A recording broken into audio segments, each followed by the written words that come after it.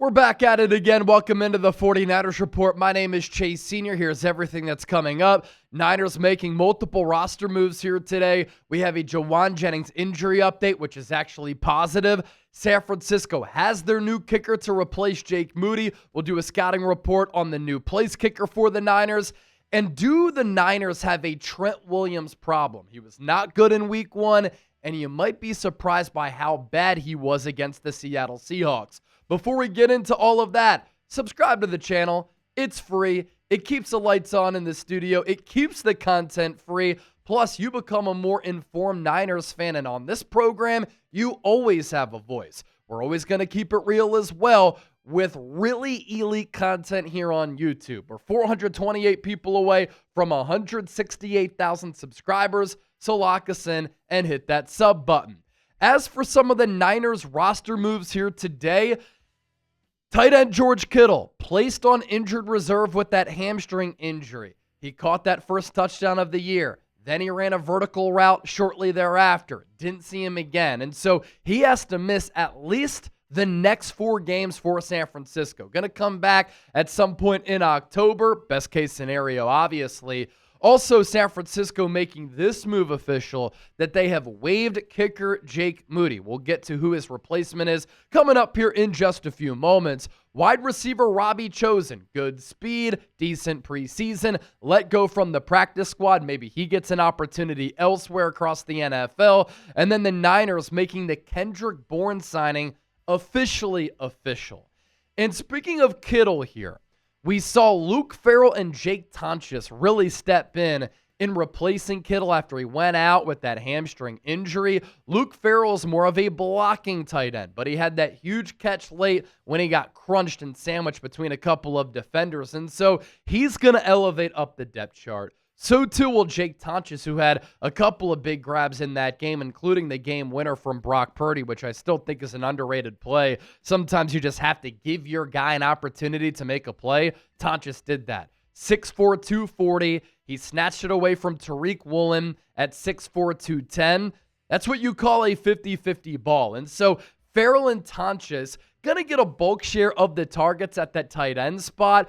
As for Braden Willis, he's on the practice squad for San Francisco. I would imagine because he got drafted by the Niners in 2023. He's been with this team since. He's going to be that practice squad elevation. And in the meantime, without Kittle, he'll be that tight end 3. If the Niners want to make a move elsewhere, externally at the tight end position, 3 players really come to mind. Ross Dwelley, who left the Niners after the 2023 season and last year signed with the Atlanta Falcons, then spent the offseason with the Niners. He didn't make the initial 53. There's Hayden Hurst, a former first-round pick out of South Carolina. Career hasn't worked out. I know he dealt with some mental health issues. He's also dealt with a lot of injuries. And you could go that route. I don't expect San Francisco to do that. The biggest tight end of these 3 is Nick Vannett. He is currently on the Vikings practice squad. So we'll see if the Niners go external there, but Kittle going to be out at least a month. And those are the 3 options right now that I expect the Niners to use at their disposal. Luke Farrell, Jake Tonches, Braden Willis, and then they have some options in free agency. Of course, a big question becomes, who's going to throw those tight ends the football and who's going to be spinning it at the quarterback spot for San Francisco? Because Brock Purdy is dealing with 2 injuries going into week 2 and his status is unknown. A shoulder injury, that's not really that serious. It's the toe injury that he has, which is more serious of the 2. The Niners are going to see how he responds. Of course, he was able to finish the game. He went 6 of 6 on that final game-winning drive, and he came through in the clutch. Big-time performance from Brock Purdy, especially with those 2 interceptions early. I hope that he can play in this game.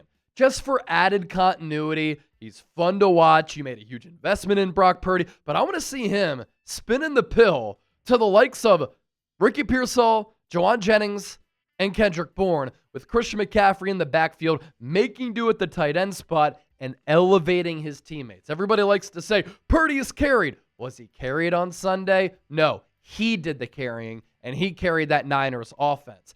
As for Jauan Jennings, it is very rare that we get positive injury news these days on the Niners. That's what this is, though. According to Adam Schefter, additional scans today on Jauan Jennings' shoulder came back clean.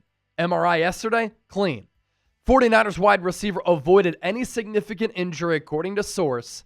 Jennings now will be considered day-to-day, has a chance to play Sunday at New Orleans. And so with where the Niners are, having to be on the road again, Saints, they went toe-for-toe with the Arizona Cardinals in Week 1. Who do you think wins this Week 2 bout? Niners, Saints? Let me know down in the comment section. Get those predictions in. Once we start to get a clearer picture on the Niners injury report, I'll do a preview and put it up here on the channel. All right, to the next topic of the show. The news of the day in Ninerland. Kicker Jake Moody waived. Didn't even last 3 seasons with San Francisco after he was a third-round pick out of Michigan, and it was time. The real reason the Niners made this move, outside of him being bad, not good enough, and losing all confidence in himself, you saw in his eyes last year carrying over into this year, the 49ers could not keep lying to players on this Niners roster. And I can imagine there were conversations being had among players in the locker room. Come on now, John Lynch and Kyle Shanahan, we're not dumb. And when John Lynch and Kyle Shanahan say publicly that we believe in Jake Moody, and they continue to have his back, and they say, yeah, we're going to move forward with Moody, the players know that they are lying through their teeth.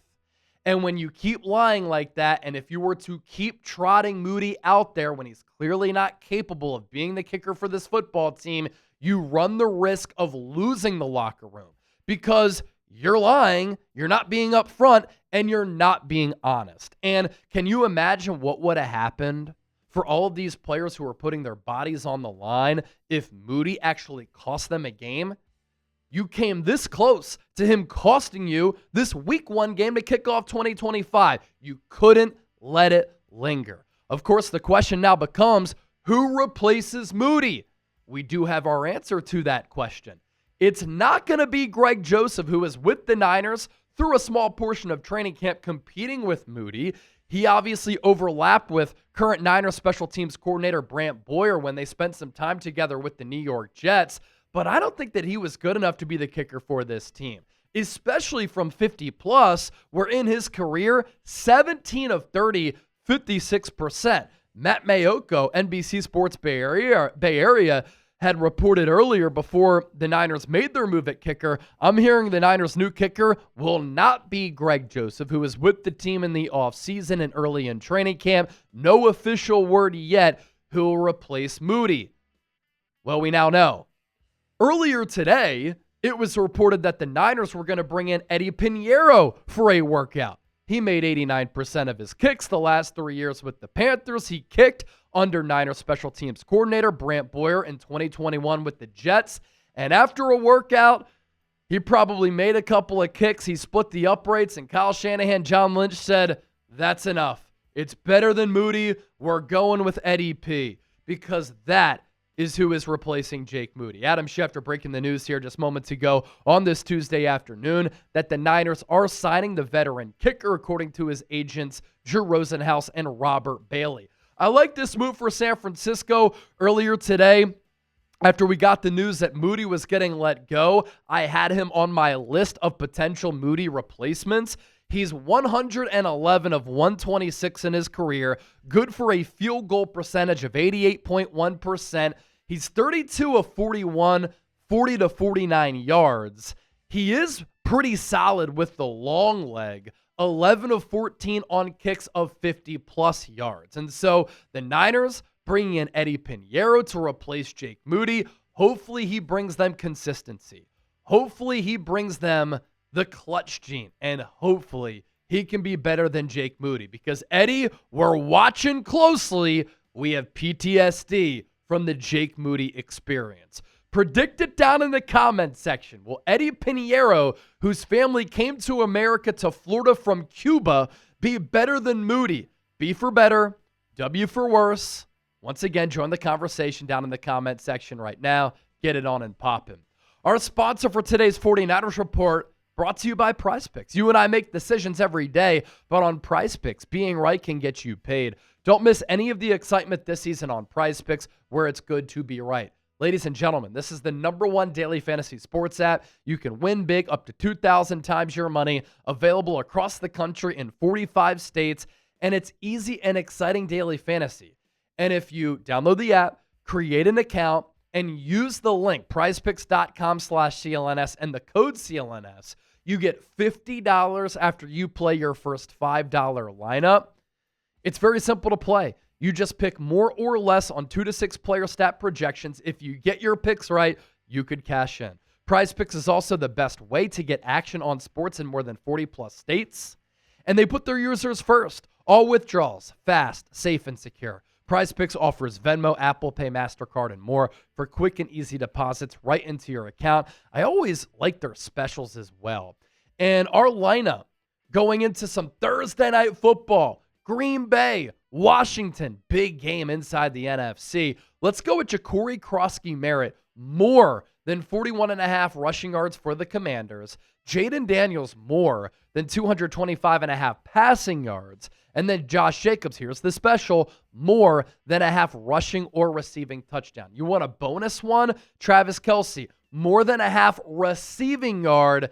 That right there is unbeatable. Play $5, get $50 instantly in lineups. It's real money sports action made easy. Claim your $50 now. Pick more, pick less. Pick PrizePicks, prizepicks.com/CLNS. All right, to the back half of the show here. Do the 49ers here in 2025 going into week 2 have a Trent Williams problem? He did not play well at all on the road against the Seattle Seahawks. And if you're wondering why the Niners signed Colton McKivitz, they got him at a really good value, $15 million per year when the tackle market is exploding, but also looking ahead to 2026, prior to signing McKivitz to that contract extension, San Francisco had 2 huge question marks at right tackle and left tackle. McKivitz set to be a free agent. Trent Williams, 37 years old. And the Niners could not go into next offseason having to replace both offensive tackle spots in the NFL draft / in free agency. And Trent Williams is one of the GOATs. Special player. He's going to go down as one of the best offensive tackles in the history of the NFL. He didn't do a lot throughout training camp. A lot of veteran rest days. He didn't play at all in the preseason. He could be shaking off the rust, which is why he may have played poorly against the Seahawks in the opener. But he's also 37 years old, and we know that Father Time is undefeated. And Trent Williams in that Week 1 game against the Seahawks didn't do the best job protecting the blind side of quarterback Brock Purdy. He allowed 10 quarterback pressures for a pressure rate of 26.3%. He also allowed 8 one-on-one pressures for a pressure rate of 25.8%. All of those numbers by far his worst marks in a game since getting traded to the Niners in 2020. And the Pro Football Focus numbers, not good either. Did not grade out well. Overall PFF grade of 55.3. That ranked 50th among 76 offensive tackles. His pass blocking grade, 50.1. That ranked 55th. Run blocking grade, 55.8. That ranked 45th. And so much of this Niners offense this year is relying on Trent Williams to play well and be healthy. You lose him, the situation at backup offensive tackle is not good. It also is leaning on Christian McCaffrey to be healthy and play well. And it's just as simple as this. Trent Williams has to be better for the Niners to have success here this year. Brock Purdy was pressured percentage-wise at the highest rate of his career in Week 1 against the Seahawks, and he suffered a toe injury and a shoulder injury. It is not a sustainable way to play football, especially for a Niners offensive line, which to start the year is already average to begin with. Williams has to anchor it down there at left tackle, and we'll be watching closely in Week 2 to see if he can improve. Don't forget to hit that subscribe button here for daily and year-round coverage of the Niners. As always, appreciate your support greatly, and I'll catch you soon.